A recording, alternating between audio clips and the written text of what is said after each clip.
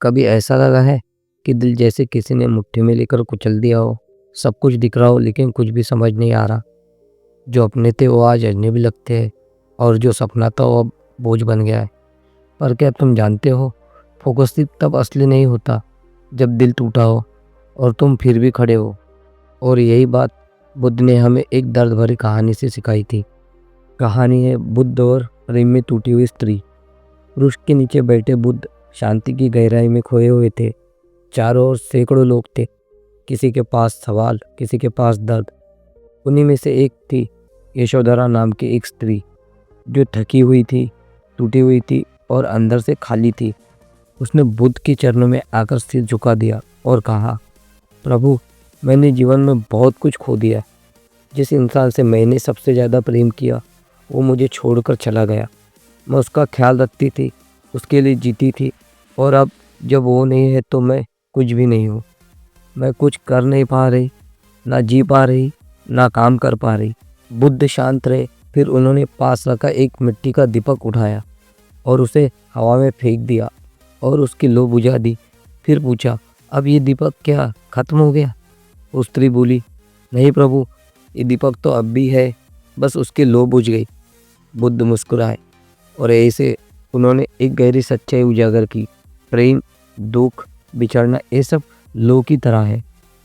लौ कभी जलती है, कभी बुझती है, लेकिन दीपक यानी तुम अब भी वही हो। तुमने किसी को सब कुछ बना दिया और खुद को खो दिया, लेकिन जब वो चला गया तो जो शून्यता बची वो सिर्फ उसका नहीं था, वो तुम्हारा भी हिस्सा था। इसलिए अब तुम्हें फिर से अपनी लौ जलानी है, लेकिन इस बार किसी और के लिए नहीं, अपने लिए। वो स्त्री रो पड़ी, लेकिन ये आंसू अब वो कमज़ोर नहीं थे। ये वो आंसू थे जो अंदर की ताकत को बाहर लाने वाले थे। डीप साइकोलॉजिकल लेयर कैसे काम पर फोकस करे।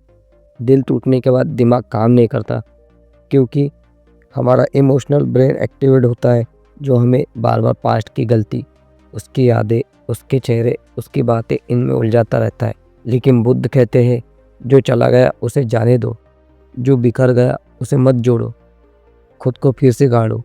फोकस कैसे लौटाए, आइए जानते इन 3 बातों से। नंबर 1, रूटीन से शुरुआत करो।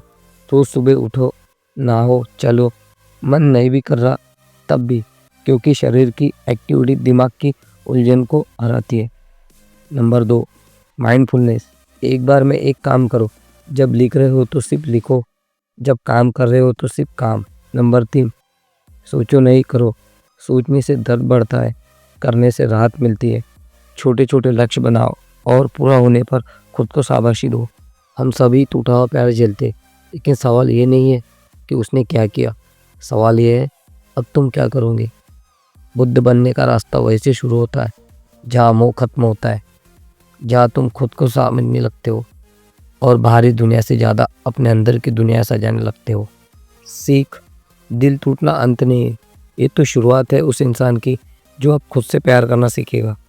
जिसने तुम्हें छोड़ दिया वो तुम्हारी काबिलियत को परिभाषित नहीं करता। जब तुम दर्द में भी अपने सपने के लिए खड़े होते हो, तब तुम दुनिया से नहीं, खुद से जीतते हो। अगर आज तुम टूटे हुए हो तो घबराना मत, टूटना भी ज़रूरी है, क्योंकि तभी तुम फिर से जुड़ोगे, पर इस बार ज़्यादा मजबूत होकर।